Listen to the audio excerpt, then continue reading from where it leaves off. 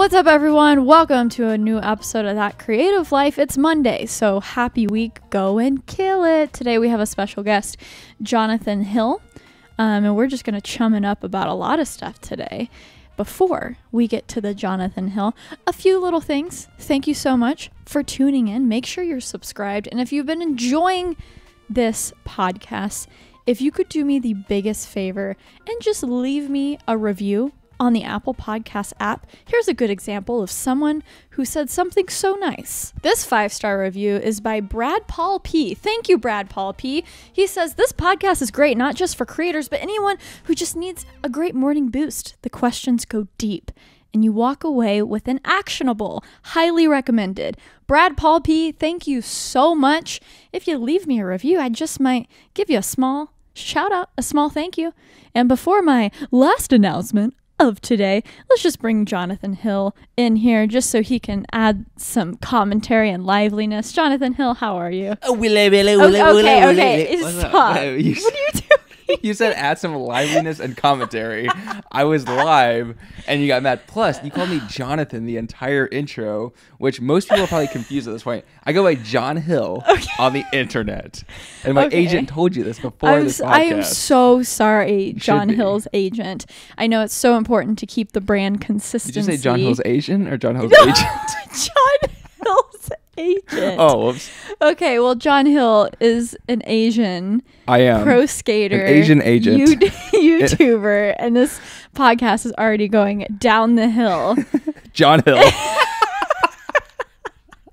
Okay. I will start and say that he's an amazing YouTuber, skateboarder. You guys probably know him if you know of me because he is my boyfriend and we do very similar things on the internet. So with that, we're going to get into a fun conversation. But also, you guys have been tweeting at That Creative Life Twitter, and we're going to be getting at some questions. If you want to hear your question answered, all they got to do is just mention me at Sara with a question and then hashtag That Creative Life. So the last thing that I wanted to mention is it's Christmas time. It's holiday time. I'm in the spirit of giving, John. Okay. What does that mean? Oh, I know. Well, that means if they sign up for my email list, yes, I'm not asking for their text phone number. I respect y'all's whatever it's called, privacy. Yeah, privacy. The need to keep the text box sacred. Who knows? Maybe I'll be a part of that hashtag community thing. I have no idea where this is going. Basically, guys, I had the idea to do a roundup at the end of the month, just so if you don't have things subscribed or notifications or whatever, I'm going to give you the lowdown every month and a special bonus video or something. Just something that's fun that keeps me connected to you guys. But in the spirit of giving, I am sending out free That Creative Life merch. Got it. To 5 people every single week through the first week of January through this email list. You better subscribe as fast as humanly possible. I mean, that's pretty huge. That is awesome. Yeah, I'm just sending them through. I'm not promoting merch. The website isn't even up. You can't even buy any merch right now. But I have some That Creative Life merch, and I'm just going to send it free of charge if you sign up for the email list. Of course, it's not, I have to do a raffle thing where I pick 5 random people, but there's probably a pretty good chance you're going to win. So that's all of the housekeeping news I have. So sorry I wasn't here last Monday. The holidays are busy, but That Creative Life is usually every single Monday. So thank you for subscribing. And John, we're going to start off with a question. Let's do it. Do we need to do any other intro things for you, or do you think people know you by now? I don't think so. I mean, I'm sure you found out about me way before you watched Sara DIETSCHY's channel. Oh, okay. He does have more YouTube subscribers than me. We've probably been doing YouTube the same amount of time, but yeah, I'm a skateboarder. No, you haven't. What do you mean? I've been on YouTube since 2011. Oh, so that just means I grew really fast. Wow. Just kidding. That's not true at all. Yeah, we have around the same amount of subscribers, which is why we're dating. And when one of us shoots the other way, we'll be breaking up instantly. If one of us loses or gains a lot, it's done. Okay, guys. Well, I hope you stick with us. This is going to be an interesting podcast. We got a lot more coming to your faces. I'm more introspective than I am funny, so there's a lot of good information coming your way. Okay. I will teach you lots. All right. Well, guess what? Ethan Hershey tagged at Sara DIETSCHY with the hashtag That Creative Life. Another guy. And And he's from Amarillo, Texas. So it's a fellow Texan. And he says, what do you guys think of the two companies using, I mean, I'm sure it's more than two companies, but using cyber supermodels and social media stars like this person, Lil McQuella. Okay. John's laughing at me because I was reading a screenshot and I thought it was on Twitter. So I tried. She tried to click it twice. The hashtag. It doesn't go anywhere. Okay. And social media stars like Lil McQuella. It'll be cool to talk to her on podcasts, or it'll be cool to hear a podcast topic about cyberbots. Oh, okay, cool. Okay, so cyberbots, which is just, he's talking about these girls on Instagram that aren't real. Okay. They're animated people. Right. So they're basically, not real influencers, but they still have influence. They still do brand deals. Companies have made these people. They have millions of followers on Twitter and Instagram. Companies make these people, so have individuals. So I think it started. I think it started as an agency who did it, kind of just as like an experiment. It's kind of hard to explain actually without seeing it, but if you want to look these people up, it is so this is the most famous one, at LILMIQUELA, and she has 1.8 million followers. Her description is musician, and it says change seeker robot with the drip. It's literally just a robot model? Wait, apparently she's a musician with a song. And look, she gets 40,000 likes per picture. But that's a robot. Is that CGI? Yeah, that's literally... So they basically insert her into real life pictures, but it's just a CGI'd person. She's not real. So, of course, she's sticking this person in with pictures with like famous people taking selfies.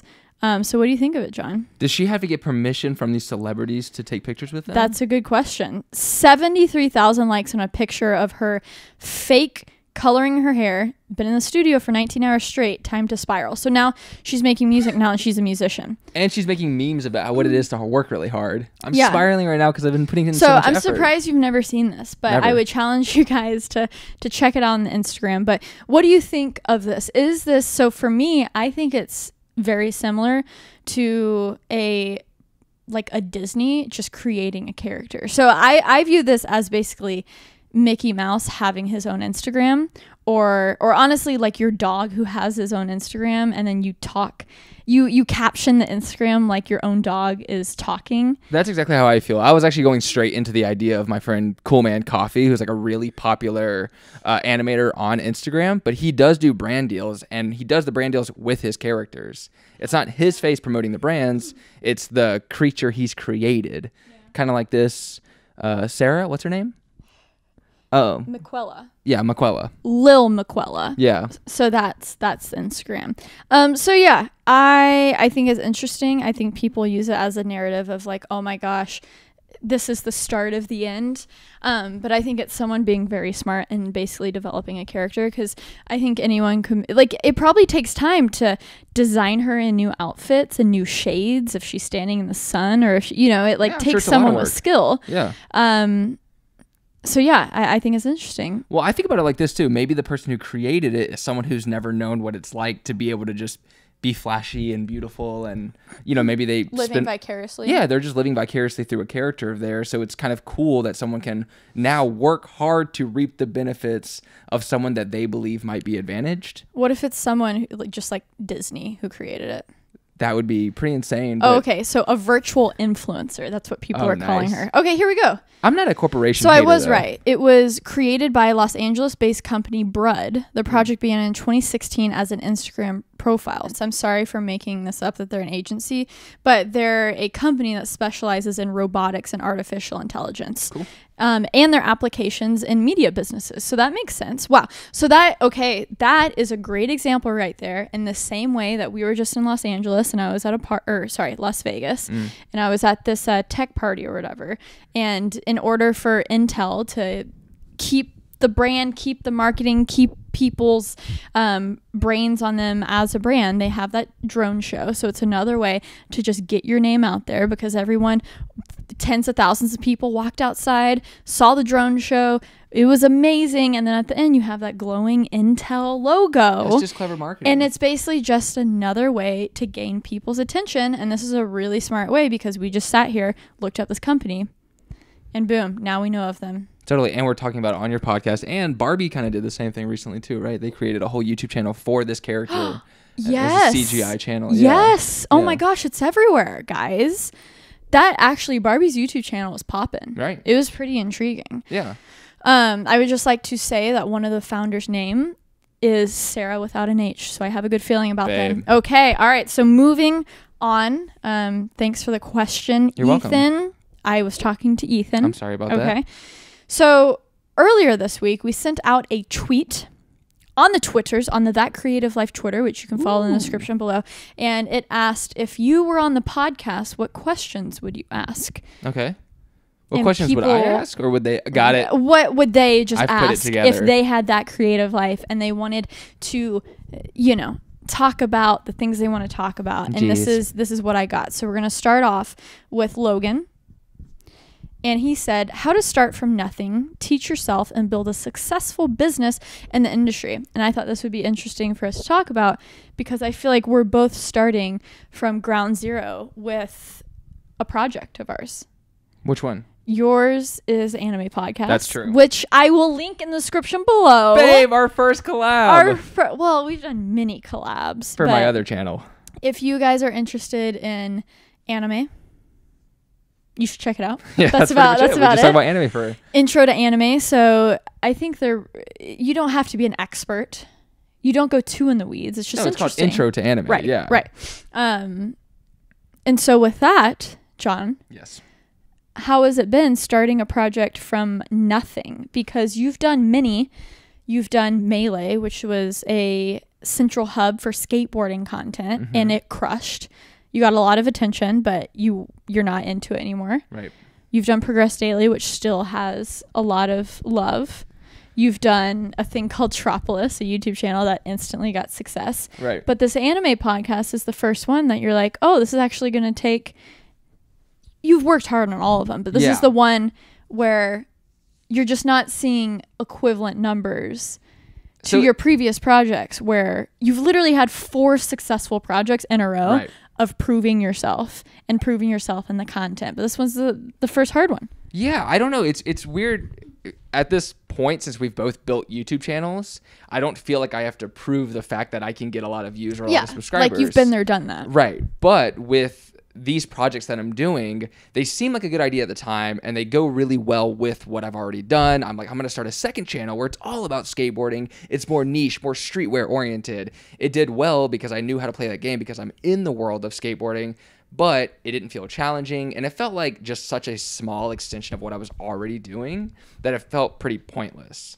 So for me, every project I've done has been this small growth, and then at the same time, once you start another project, you have to focus on, for a lot of people out there, the job that they currently have.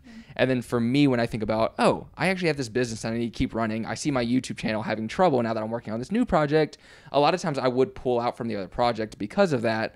But obviously, if I'm willing to pull out from the new project, I'm not passionate enough about it, I think. So for this anime project, it has nothing to do with anything that I've ever done, completely tapping into a new niche. It's hard. It's really hard. And I think it makes sense that it's hard, and I'm okay with the fact that it isn't growing as fast, because I think it would be pretty entitled for me to be like, I'm going to start an anime podcast, even though there's this huge industry of anime. There's all these people who grew up in it and love it so much. I felt like it's not fair that someone who has a lot of subscribers can just come in and be like, hey, I like your thing now, so give me a lot of attention. So I like the fact that I'm starting... Besides Shane Dawson. Besides Shane Dawson, right? Who came into makeup and was like, what's up? And everyone freaked out. Anyway. Yeah, some people can kill it with that. And I think a lot of people, they have the perspective of if they do another industry or a new channel, it at least kind of pertains to what they already do. But for me, yeah, anime has nothing to do with skateboarding. A podcast has nothing to do with any type of content I make. It's actually, that's the thing with me. I really like creating things. I really like making things. I know you do as well. So this whole channel has just been, it's been exciting because we've been there, done that, with the views and with the attention, how much we like that. So starting something new has been very exciting for me, regardless of how well it does. Was that the question? What was his question? What are some of the biggest challenges that you have? Biggest challenges is figuring out. And by the way, you're doing this with your brother, right? Who's completely not in this world of creating content. I think the hardest part is balancing what I want to do with what my brother wants to do right now, since I'm working with somebody else, and I'm really used to not working with other people. But he is so easygoing. He's really funny. We get along extremely well.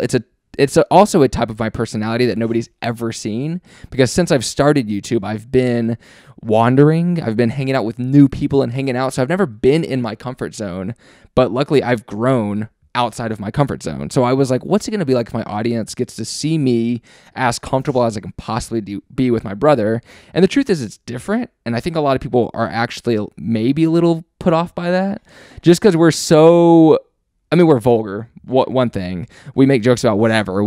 There's no political correctness, I guess, in a lot of ways too. You definitely say penis more times than I say it here on That Creative Life. Yeah. How often do you say it on That Creative Life? Probably every podcast. I've probably said it maybe just like 100 times per podcast. Cool. Yeah. Right. I feel that. So the most difficult part is that, obviously, but it's also, it's trying to figure out what people want to watch and with what I want to make, because there's no point, I think, in creating a YouTube channel that's not for a business that isn't fun for you. So you really have to balance this very difficult, I need to have as much fun with this, because if you're genuinely not having a lot of fun doing it, it's impossible to do. Yeah. A YouTube channel is impossible to do if it's not super fun and you're passionate about it. So it has to be around an idea that you think you can do for probably forever. Yeah. I have to think I can forever be watching anime and loving it to do this correctly. Which you probably could. I think I could. And because you love anime. Right. And I love illustration. I love being Korean. That's not true. I don't care about that. But I am Korean, and a lot of the content, so it's an anime channel, but the whole idea of it was, we went to Korea recently. It was such a fun time that I had all these ideas that I thought all fit sort of into the same category. So it's exciting for you. And that's exactly for the people out there who have this creative passion that they want to explore, or maybe they've started and they just want to go deeper. Nothing is better than not only consuming books, podcasts, videos about that, but also creating, because I think it's way more productive and fulfilling to create around that than it is to consume it a lot of times. I mean, when I was first getting into cameras, some of my first YouTube videos on my YouTube channel were literally camera unboxings, when I really, honestly, guys, had no idea about cameras. That's when I was 19 years old. I edited before I filmed. And so it was like a fun new journey when I graduated high school, because I always used my dad's Canon T3i and I never really understood how to use it. I didn't know the difference between shutter, ISO, and aperture. So when I turned 19, 20 and got my first camera, which was the Canon 70D, I instantly started making videos about that while I was learning. So never think, oh, I don't know enough. I don't know enough, because a lot of people enjoy the journey on YouTube, on TikTok, on Twitter, on Instagram, wherever you're creating. The journey is such a special thing to share, and it just allows you to just start without freaking out and being, oh, I need to know this and that. Guys, I literally would hang out with my video friends and I would say, hey, how do I do this? What are you doing there? How are you color grading that? And I would just transfer that information that smart people around me told me, and then condensed it down into a 10-minute video. I was the curator of the information, distilled it down into a snappy video, and boom. That's how I initially kind of got my start. I was just sharing creative process all over the place. So yeah, and it bleeds into your creative process when you ask all these people how to do their thing. And I also think that creative process is so important that for me right now, also working with my brother, I think a lot of times, I don't take this for advantage, but we get to create every day all the time. And we've become so good at just being able to be like, let's just try this. Why not? What happens? But I think at least I forget all the time how hard that is for so many people to just be like, let's try it. For us, if we have an idea, we'll try it tomorrow. There's no fear, or today. So my brother too, giving him that has been rewarding to me, to see him be like, you know, I care about this human. I want him to see what it's like to be able to create on a consistent basis like I get to. And I think that's just something that everybody should try to do and not be fearful of that first step. I saw this teacher tweet today. It was getting a lot of steam on the Twitter. And she said, "Dear Lord, stop scheduling your kids. Stop micromanaging your kids and stop hovering 24/7 because they're so scared to fail that they don't even want to start anything."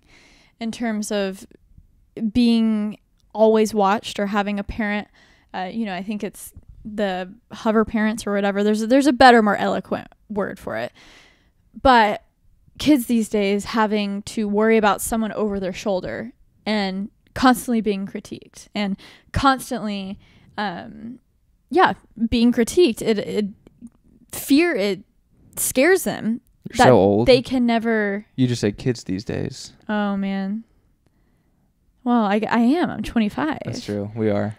Anyways, it's one of those things where I think it might not be a new thing. I mean, I was pretty scheduled up, but a lot of that was because it was my own doing. My mom kind of allowed me to experiment. I had my own alone time where I could play the guitar or I could like get messy with crayons, and so it was a pretty insightful Twitter whatever, because it's like the more you micromanage, the more you just kind of are over someone's shoulder critiquing every second of the day, especially if they're kids.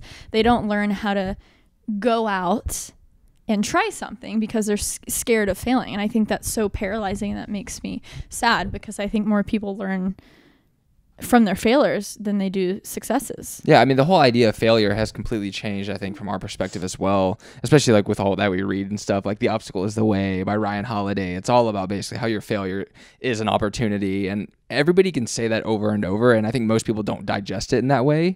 But for me, I try at least really hard to make that such a truth, and I think most people should, is that failure to me does become exciting. And I think a lot of times like with YouTube channels, obviously when your YouTube video bombs, it's kind of upsetting, blah, blah, blah.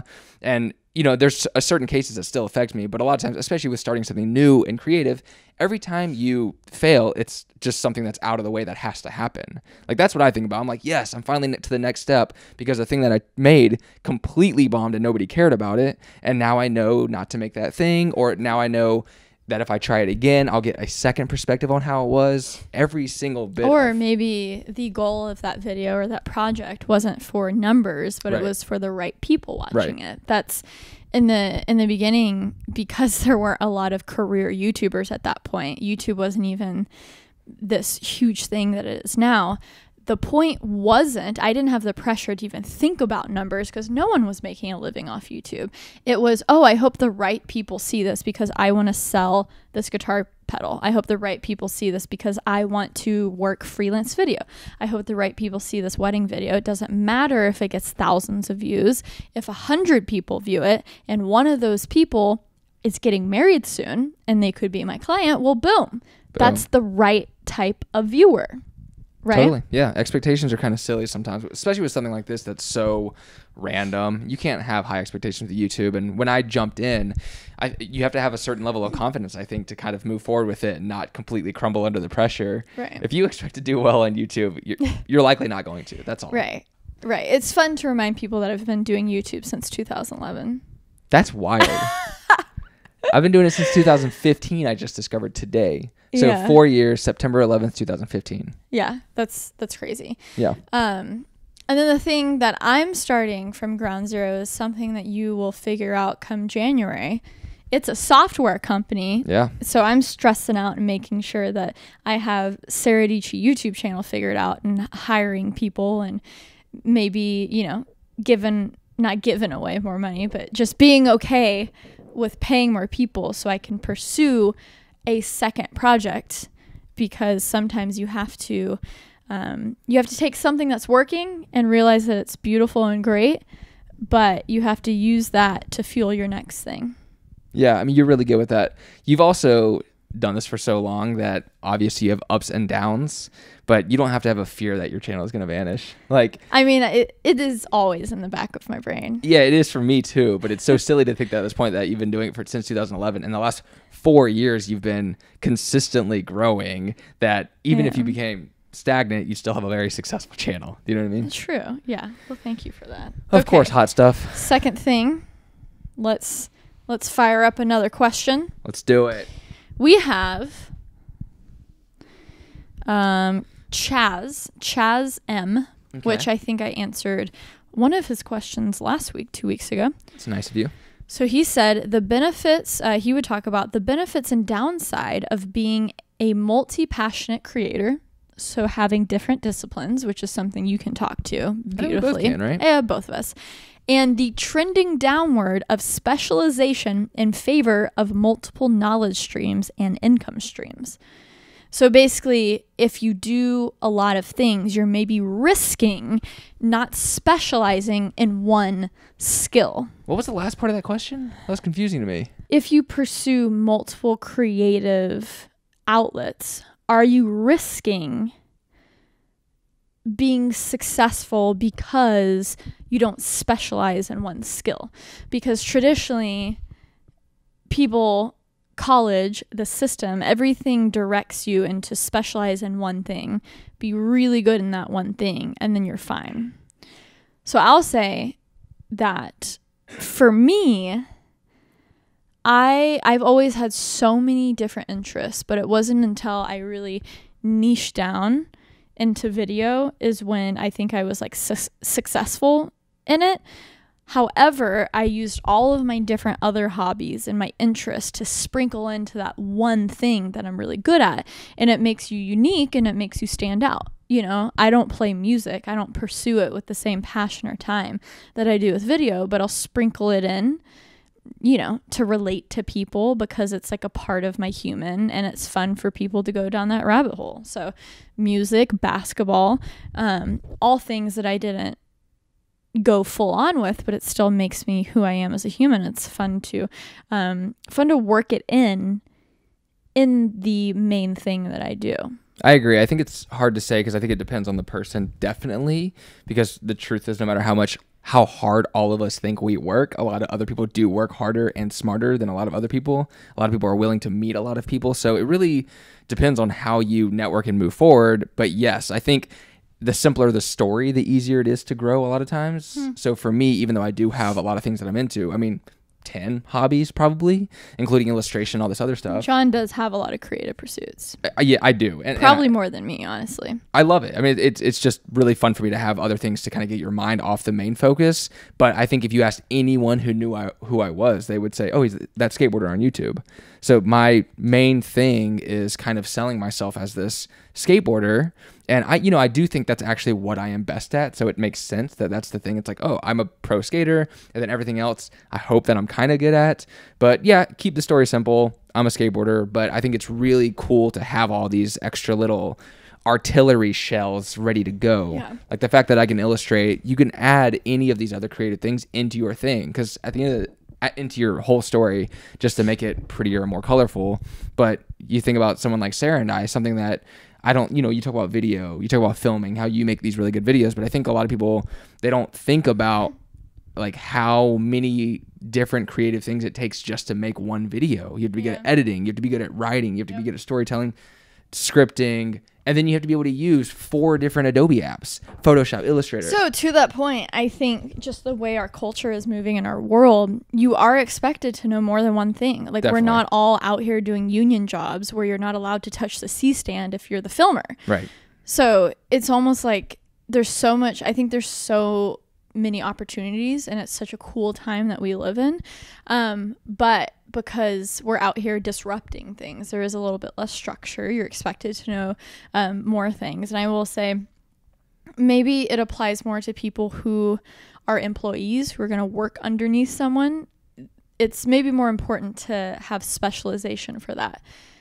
For maybe the more traditional workforce, but out here in the creative world, it's like you just go full force, man. The more you know, the better you're going to be off. I will say that someone who I hired recently for my editing, I need help with editing, and I went down that road, and it's been a long one, but I think I found someone. And even though they're really good editors, what helped them stand out is they had one extra skill that really no one else had, and that was cool VFX that add a cool element to videos. So that's a real life example of where it comes in handy, because he did specialize in something very similar, Right. editing and VFX, but it was different enough to help him stand out of the crowd because he diversified his skills. That's the thing. It's a really good way to stand out. And I think a lot of people put a lot of pressure in trying to stand out. But if you think about the example of her editor, I've seen the videos. He's the one who does the FX. So that's not too crazy of an idea to think of outside of the territory of being an editor. And with any creative pursuit, really standing out in that concept is pretty simple, I would say. You just have to try to kind of let go of your ego and think about how you can incorporate other industries into your own, like how he incorporated FX into his editing. Anyways, that's like a whole tangent on its own. So the next one, yes, from Joey. What up, Joey from Joey Friends? Doty at Improvement Geek. I'd talk about the psychological challenges creators face and give some tips to overcome them. Things like imposter syndrome, procrastination, and the various fears we all deal with. I think it's so funny that I'm taking these as questions for us to answer. Like, we're not the expert. Like, clearly the people who are answering these tweets would be the expert, but I feel like they're really good starting points for discussion. Yeah, they just want our opinions, babe. Because I know for you, something recently that I feel like I had to say to you for you to realize is, like, you have hecka imposter syndrome. Right. Like, John will be in the, like, best in the world at something, and he'll still feel like he's not good enough. Yeah. Or not have the confidence to go talk to someone because he feels like he's not good enough for that or not as impressive. Right. I have it pretty terribly because a lot of kids do, especially a lot of kids who follow me. I think they kind of feel that vibe from me. But for me, at least now, I've been pretty objective about it, which is great. I'm way less emotional about the whole idea of having imposter syndrome. And now I know it genuinely does feel like a muscle. I know we say that about everything, but it does feel that way. It feels like every single day I work on it. Every single day it's like, as you move forward with something, especially like YouTube where you're getting subscribers, you're given a chance to work on your imposter syndrome. You're like, hey, today you can feel awesome about yourself. You can be confident. And for me, it's funny because one way that I try to overcompensate for having imposter syndrome, was by overcompensating. Right. So I would just be ridiculous to where I would say things out loud to try to trick myself by being like, dude, I'm literally the greatest. And no part of me believed that. And I'll be honest, it didn't really help because I was like, I could tell I was tricking myself. And I'm like, all right, dude, not only are you not the greatest, but you're literally worthless. And I would but then of course, what happens is you meet people, you have friends that you respect a lot. And then you date someone who you respect a lot. And then you're sitting there thinking like, you know what? It's crazy how amazing Andy Schrock is, how amazing these are other big YouTubers who are awesome people, how amazing Braille skateboarding is, how amazing Sara DIETSCHY is. And then you're like, and they genuinely are excited to hang out with me. So then you have to be like, wait, they wouldn't hang out with some stupid loser. So I must be super sick. Exactly. But that kind of does help. I mean, as you move, you also, here's the biggest thing too, I think. Having an end goal of something that you genuinely believe is good will keep your confidence up. If you have no idea where you're going, it's pretty hard to be confident in something. If you kind of think it's shady, like one of the channels that I started was kind of a lot of gossip. I was doing commentary, and I genuinely deep down don't really believe that commentary is a super good thing. H3H3. Exactly. Who we love watching, but at the core, I feel like we always feel worse when we watch any of their stuff. Totally. It's like they seem like lovely humans, but when your creation is talking about how other people's creations are dumb, it's just so sad sometimes when especially those people are like putting themselves out there trying to create something from nothing. Right. And when they're met with just a lot of hate. Like, it's potentially one of the most entertaining types of content on YouTube. Because it's topical. And I love it. Like, I like when Drew Gooden and Cody Ko first came out, these big YouTubers who are commentary channels, as much as I enjoy watching it, I do have to tell myself, like, this isn't the healthiest thing to watch. It's not good to watch other people talk negatively about other people, regardless of what's going on. So when I was doing that, I didn't feel like the end result was making me a better person. I was like, I'm literally talking about other things, and I wasn't passionate about it. I was very unhappy about making that, even though it was growing really fast, because that's how YouTube works. I pulled away from that completely. So, and during that time, I had terrible imposter syndrome, because I was literally thinking like, I'm not good enough because I wasn't good. I was doing bad things. Anyways, so be passionate about and confident. Well, and that little tangent that we took though about commentary, I will say, because there's a fine line between news and commentary. Like, I personally like Philip DeFranco's channel, because a lot of it is news, and then he'll give his opinion. I feel like that's like the good version of commentary. But even when there's a few people in the tech space, and the only time they make a video, even though the tech space is very friendly and awesome, the only time they'll make one is when there's like a negative trend to hop on. Oh, this sucks. This is bad. This person is bad for doing this thing. Recently, a little drama thing happened with phone cases in the tech community. And of course, these people are going to get a lot of views if they jump on the bandwagon and say, point the finger, this person's terrible because they did this and blah, blah, blah. But when every single piece of content you make is negative, no one's going to want to hang out with you. It doesn't last. Like, it's not a good strategy for a long-term content plan if you want to build an audience that's going to stay for you, because you just get people coming in searching out negativity, and I don't think that's ever productive. And like I said, I genuinely could watch commentary channels all day. It's way too entertaining. I could watch the news all day of Philip DeFranco, only him, not real news, but I could watch it all day. But I have yet to think of a logical reason on why it's good.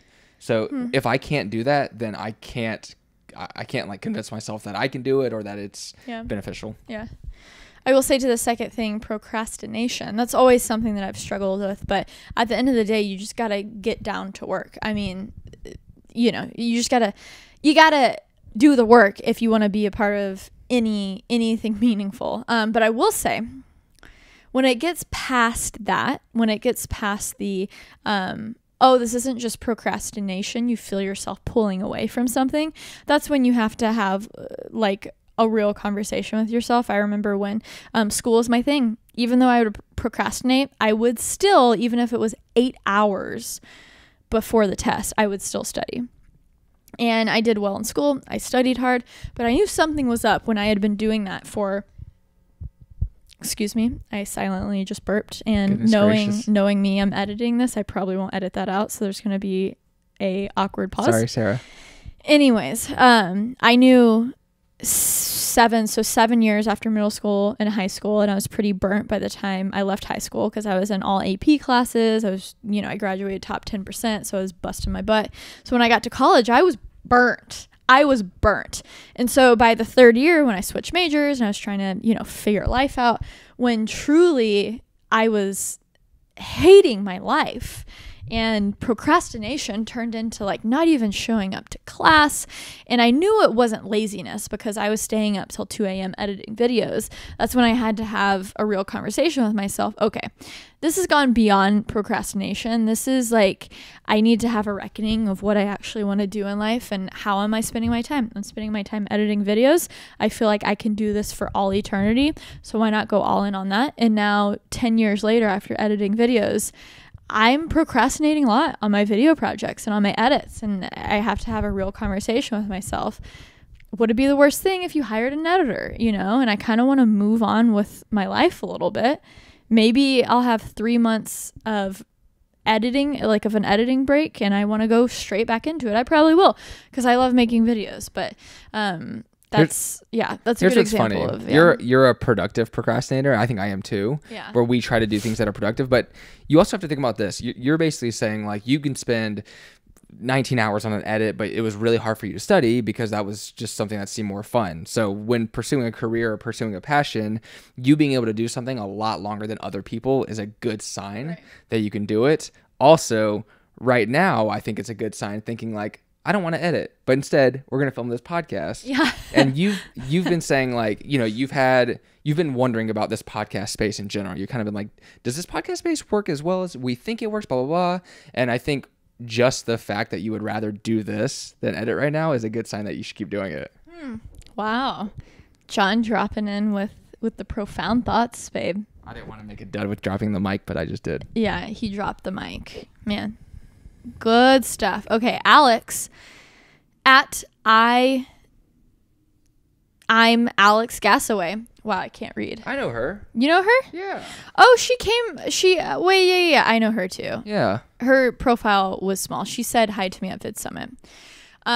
She says, hi, Alex. How to make yourself uniquely qualified for brand partnerships by building purpose into your creative career. That's a big question. That's a big question. A lot of times when I do talks and I do a Q&A at the end of the talk, a lot of the questions are, how do you work with brands? And it's not like an easy answer. There's so many aspects, but I will say that there are so many, just like I just said, of course, so many different aspects. And I will say, it was like the perfect blend of so many things. Like, one, luck being born when I was, and it is crazy lucky how I got born in the time and I matured into my career at the time when women in tech and women in these new spaces are like very exciting for companies and very exciting for the world. It's like this, oh wait, women can do this too, wow, we should encourage this. Luckily you weren't born into a more accepting time. Like, yeah, women tech, whatever, that's normal. Yeah, exactly. Exactly. No, that's thank goodness for sexism nowadays.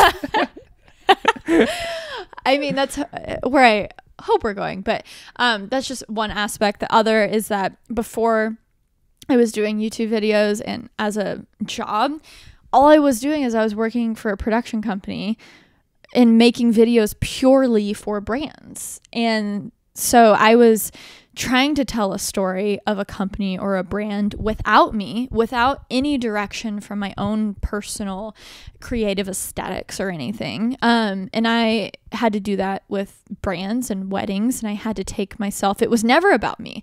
So it was trying to tell other people's stories through my lens. And that helped me a ton, because once I had this audience on YouTube, all of a sudden, oh wait, I get to be in front of the camera and add my twist to it and talk through my life. And I think that's hopefully why people enjoy my YouTube channel, because I'm not just reading off specs, but I'm like, hey, let's bring in other creators and figure out how this tech is relevant to everyone's life. Like, I feel way more comfortable talking about other people than I even do myself. So that. And then also, so you have to be, unique in your field. You have to be, and this is another lucky thing. And sorry, I'm just ranting, John. But I've never literally thought about the fact that you used to make videos for brands and how that integrates into the way you make videos. Now I kind of understand that a little more. How companies see your videos and they go, she made the videos I like. I'm like, yeah, because that used to be your job. That's so interesting to me. Yeah. Well, and I'm used to taking commands from other people. I'm used to an agency or companies. Like, I understand that if they're paying me, this is a two-way street where not just my opinions matter, but if they're paying me money, I'm not going to lie on their behalf, but I understand that they have a right to say, oh, that shot doesn't show off the best side of that product. How about this? Sometimes it's no, sometimes it's yes, but you have to learn how to work with people. And the other thing, I had another thing before you interrupted me. I'm so sorry. No, but thank you. You just called me Sean. I said John. I'm sure you did, Jara. Everyone knows that I'm not good at talking. Okay, good. I literally... Which is why you have a podcast. Exactly. I literally make up words. Good. I say sentences that don't make sense. That's just a personality trait. They don't make sense to Tiz? Yeah, oh, babe, I'm so sorry I tried. Why? And the last thing, which is a little bit of a lucky thing as well, is I grew up in you did too, in a very clean-cut world where I was taught, like, cussing is the biggest no-no ever. I was just very square human, where I expressed myself in creative ways, but I never did anything that was considered, even though I could care less if someone cusses, I don't think it's innately bad. I grew up in an environment that was very clean cut.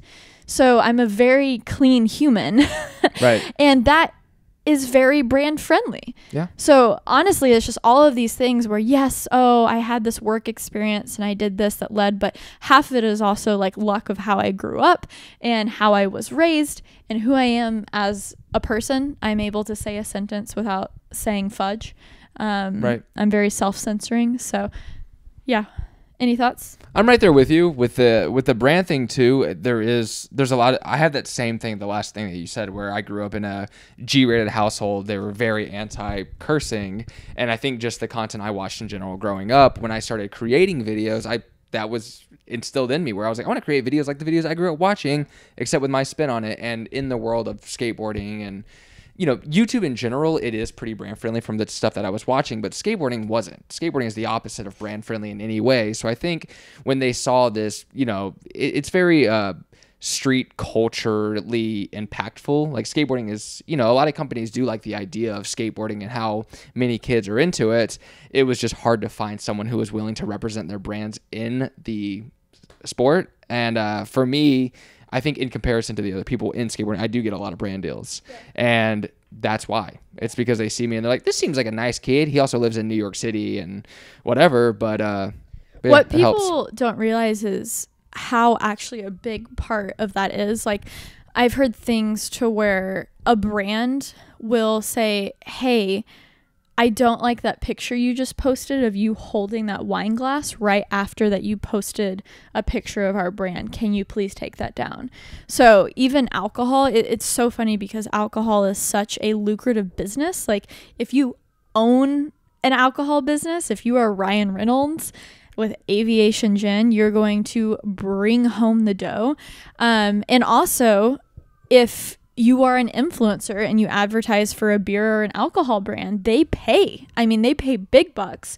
However, you might be sacrificing other work that you could be getting. The majority of brands out there aren't alcohol brands. So it's one of those things that you have to balance. Like, oh, if I take this alcohol brand deal, or if my brand has to do with drinking alcohol, you are going to be, it is a trade-off, which I feel like very few people talk about, but that is true. So it works out that we're not alcohol drinking, cussing hippies. Yep, it's true. Just kidding. There's nothing wrong with that, guys. We're not judging you here. Yeah, it's just like brand friendly helps, brand friendliness, and we just lucked out because that's like how we are as humans. Right. And I know a lot of people are probably listening to this and they're kind of thinking like in the terms of, well, I don't want to conform that much to the likes and wants of a brand. You totally never, ever, ever have to or shouldn't. But you can't be upset that a brand doesn't want to work with you at all. It doesn't make any sense to be. That just means, hey, you have to open up your own wine brand or your that's own all it means. beer brand. A brand doesn't have to change their branding for one individual creator,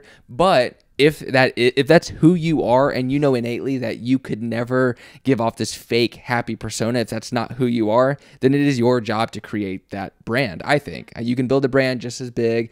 You can use that chip on your shoulder. Exactly. Yeah, totally. Exactly. A few more. We got 3 more, Jonathan Let's Hill. do How do you think it's going so far? I think it's going great. Are you tired? Crushing it. Oh, you are crushing it. Yeah, I'm actually really sleepy. Right after this podcast is done, it's 9:30 by the way in New York.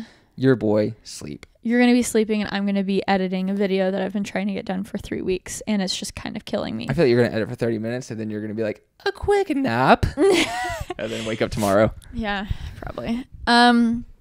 Brandon Lee, the homie at This Is Tech Today. I know him. We hung out at Sony Camera Camp. How to build diversified business and revenue streams as a creative entrepreneur. My mind can't stop thinking about business, all the opportunity that is available, the value and needs that can be met, and how it all can be done to make a lasting difference. And real estate. Which is so funny he said that at the end because I cannot emphasize enough how much worthless information I have in my head about these different industries that is completely useless to me. I have read so many real estate books, and No way. It's not. It'll come into handy one day. I mean, hopefully. It's kind of just like a hobby at this point. Right, and it comes in handy in conversation with people like that. Yeah. Oh, because we haven't even talked. Yeah. Well, I was recently, when I was in Germany for the Leica thing, we were just at dinner, and someone was talking to me about New York real estate or whatever, and I was like, well, and this ties into my video that I just posted, a apartment tour, where everyone's saying, oh, what, you should buy an apartment, why are you renting, throwing away all that money?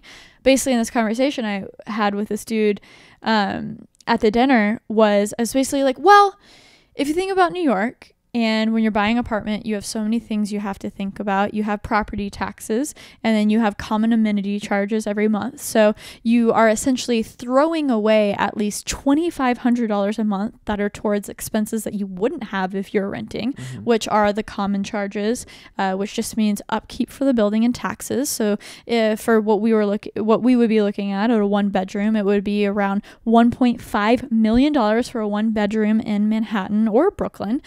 And then you would be paying $2,500, which is more than half of our rent, on things that aren't going towards a mortgage. And then you have interest. And so I was just listing off all this stuff, and he goes, well, do you own in this city? Why do you know all this stuff? And I was like, I got kind of embarrassed. I was like, no, actually, I just listen to a lot of audiobooks about something that I know I can't pursue because I can't afford a New York City apartment. Yeah, one day. But it's all this information inside my head, so I know one day if we want to buy something, it has to be truly the right timing, the right space. You have to be making money on the buy. And in New York, it's so unique. You don't, like, you have charges that, and I'm sorry for that sniffle. How dare you? You have charges here that are so much more crazier than anywhere in the world in terms of common charges every month. The property taxes, I understand everyone pays for that, but it's a lot. So the question of why do you guys live in New York City the way that you do and rent, you can approach it from an intellectual standpoint. Yes. And I have a lot of opinions from an emotional standpoint. Well, let's just forget about Brandon's question. Brandon, we'll come back to you, Brandon. It's so funny that his last 3 words is what we're going to talk about now. and that's, my apartment tour video did pretty well, which is expected for apartment tours. But with that, there comes a lot of criticism for spending so much money in New York. We live in a 1-bedroom apartment in Brooklyn for $3,800 a month. We split it in between both of us, but that's still really expensive. And something I wish I explained in the video a little bit better was that this is not the norm for Brooklyn. This is one of maybe like 30 tall residential buildings in Brooklyn. The normal is more of like a 5-floor walk up that will be smaller rent. But it matches our lifestyle. Like, we have laundry in unit, which is very rare in New York. We have so many amenities. We have so much food around us. And really, in my mind, because we travel so much and when we're here in New York, we like to just enjoy New York. It's so convenient and it fits in our life so well. And I'm just getting out all of my things. When you live in a more expensive city, a lot of times you're in a position where the income, the inflation of your income matches where you live. Maybe a minimum salary everywhere else in the US starts at $30K, but the minimum salary here is like $50K. Yeah. Hopefully. It's $15 an hour is the minimum wage. Yeah. So it's $45, $50K. And so many things, yes, are more expensive, but I could go down the list of we don't own a car. There's just like, yeah. And so I think John can more talk to another thing that I resonate with is why the city is so different and why it gives so much back to us in terms of lifestyle. Because I'll say my ride on my electric bike over the Manhattan Bridge on my way to my office, where I see Manhattan coming in, that beautiful commute is just, in that, I'm just like, wow. It gives me so much energy. I'm like looking at the city that we've watched in TV shows and movies our entire childhood, and I'm just riding into, like, I feel like my hopes and dreams. And anyways, John, take it away. I haven't even thought about this before this moment, but I'm going to try to just say why this place is important to me. Starting off from like sort of an emotional place. When I was in 8th grade, I took a field trip to New York City. I'm from South Carolina. And seeing how fast the city was moving in comparison to my hometown was exhilarating. And at that time, I had deemed that I will live in New York City one day. But one other thing that I feel like is a sensitive topic, I hope it isn't, is this city is insanely culturally diverse. You can find every single ethnicity in the planet everywhere. Even the building we live in now, I would say, is mostly Koreans. To me, I never understood how important having cultural diversity was until I visited a place like New York City. And the truth is, if you go anywhere in America, it's probably still most diverse in just a few cities, and New York is right up there. So right off the bat, no matter where I live, that is a key factor. So if I didn't live in New York, there's maybe 2 or 3 other options in the entire country. I guess it's easier in cities. Just where we lived in the suburbs, I think it's where, because even Dallas is like very diverse. Right. So basically, yeah. New York represents pretty much every single feeling that I felt like was missing from my childhood altogether. Yeah. Being here, being with you, honestly, too, having family. Yeah. You're my family here in Aw. New York City, having big buildings, fast pace, everybody's being super proactive, because the truth is, even as a kid, for me, I was an outcast in a sense because of how crazy of a hard worker I was. That sounds like such a humble brag. It's not meant to be. It's just, even as a skateboarder, people would make fun of me for being so adamant and like, I have to do this. Like, I'd be skating and I'd be having so much trouble landing a trick, and I would basically almost be crying, and they'd be like, why are you so upset? And I'm like, because I have to make it. I have to do this. And I'd be like, we're going out at 2 a.m. tonight. I have the generator lights. We're all getting tricks. I don't care what you guys say. So I was a hard ass. And then I was like, well, I'm going to be the one who makes it out of this silly city. And I moved to California because that's where skateboarding is. But for me, it was always California or New York City. But even in California, the pace isn't the way that I like it.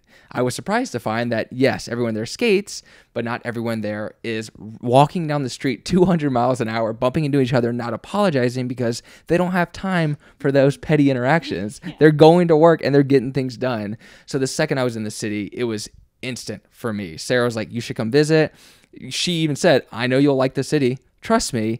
And I was like, but how much will I really like it? And I came out here and I was like, oh my gosh, I actually cannot leave.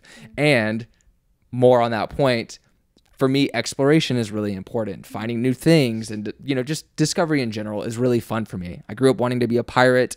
Being in the city makes me feel like a pirate. I'm on my boosted board. I have the sail up in the air, cruising around, straight up, going over the bridge. Beautiful time, seeing all the places that you get to see in movies growing up. People also don't understand how impactful that is, especially from people from small towns who are like, the only places I've seen my hometown are in documentaries I don't even want to mention because it's terrible. Basically, there was a KKK documentary, and that's where I got to see my hometown. I was like, that's where we live. So being in a place like New York City, obviously for me, it's exhilarating. And I mean, that's just the emotional standpoint. And from there, it is really hard to explain that feeling to people. But the energy is unreal. It's unreal. It's so funny because I think if you guys listened to the last podcast, which was really awesome, Emmett dropped some knowledge, and I think he spoke to bringing back some of the values that speaks to maybe slowing down a little bit, and he was very wise. But one of the things that he used as a negative, I actually see as a positive for my time in my life, where he said, you go to a bar here in New York, the first thing they ask you, a new person that you meet, is, what do you do? And through, he said that through the light of like, maybe that's not the most healthy thing, but I love that. Yeah. Like, I love that it seems like everyone is on the same page here, where, yes, of course, family is important, friendship is important, XYZ is important, but everyone here, I think, is trying to advance in some way in their career, and they're excited about their career. And it's not as in LA, it's more of the vibe of who can I step on to get forward. And here, the only vibe that I've gotten is how can we help each other to all progress. I have never been in a city more accepting and accommodating to someone who's new in the city. Yeah. I have everybody who I've hit up, people who have way more followers and subscribers, which yes, shouldn't matter, but in California definitely did. Yeah. They're always willing to get coffee, always willing to hang out no matter what, because I mean, don't get me wrong. Everyone's really busy and it's hard to get in touch with people. Right. Everyone's not just down willy-nilly, but if you do the legwork to blossom friendships and there's some common ground, then yes. Totally, yes. Yeah. I think with me, everyone I hit up, yes, obviously there's common ground. And it's not... I mean, yeah, maybe there is some judgment with looking at their social medias and being like, okay, this dude clearly works in the same atmosphere and probably has a similar mindset, but I'm not even me, even for this podcast, you guys can tell that it does not depend on follower count. We've had my friends here, we've had just people in different industries. It's all about, what are you up to? Is it interesting? And let's chat about it. That's exactly right. Yeah. And with what we do too, we're so into creativity that I think the thing that we find most exciting is finding people with a creative quirk to add to what we do. Totally. And with me, I've definitely met with a lot of like photographers who I'm like, I've never seen someone shoot photos like that. A good example is one kid reached out to me because he was shooting these film photography photos, and I was like, you're really good at this. He was like, yeah, I just want to come hang out and film you. And I'm like, that's productive for me. This kid exploded, and now he's really popular on YouTube and Instagram. His name's Willem Verbeek. Oh yeah. And he's crushed. He literally gets more engagement than all of us on Instagram I was and everything like, who now. are you talking about? Yeah. And the beauty of him, real quick, the beauty is that right now, as successful as he is, he started off with a good mindset. And I think everyone around him could feel that he just wanted to be a part of this energy and atmosphere. That even today, if I called him and said, hey, will you sacrifice your whole day, even though you're busy and successful, to come help me? He would say, of course. Yeah, he's just so down and kind. And Willem, I need to text you back. He's probably not listening to this, but we're the assholes here who haven't texted him back. But yeah, it's funny that we're like, oh, everyone's so accepting and down to hang, and we probably have like 20 text messages. Well, we're the worst because we're with each other. True. And we don't feel like we need company. We're it's very dangerous. Maybe not dangerous, because it's lovely finding someone who you want to spend all your time with and you don't need to make effort towards anyone else. But that's maybe something we can both work on. Definitely. We're just so comfy with each other and we're like good. But yeah, maybe we can try hanging out with other people. But we're Dave, I need a shout out. We can just look to the other person. Okay, honey. Post on Instagram.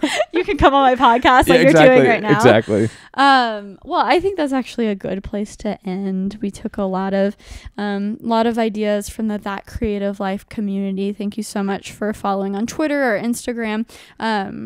Really, y'all are inspirations out there. So no matter who is on the podcast and the questions that I'm asking them, I will always get to some questions at the end if you on Twitter tag at Sara DIETSCHY and then just with the hashtag That Creative Life so I can organize them. And John's podcast will be linked down in the description below if you want to get into anime. Check out his YouTube channel and socials, and also sign up for my email newsletter if you just want only one email a month. I promise I won't bombard you, and it probably won't start for a few months because I got a lot of stuff to do. I just, why I'm doing this? Why? So I had to start, I had to sign up for the bigger tier on MailChimp, and it literally went from like $9.99 to literally like $50 a month or something. It's so expensive, and I had to do that just in order to email back like the 50 editors who signed up to be my editor.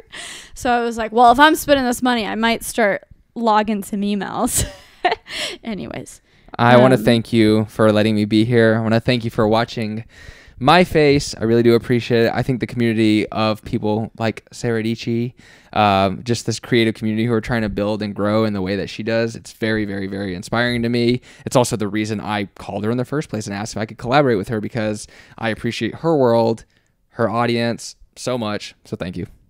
If people want to get into the beginnings of us and our story, we actually had, he's been on the podcast a few times, but you can go back to our first podcast that we ever did. It'll be linked in the description below. We filmed it, I think, the first time that we went back to LA when we moved to New York. Right. I remember in that Airbnb, and like you were wearing an orange shirt. That's and right. I was wearing the Timmy Ham hoodie. Yeah.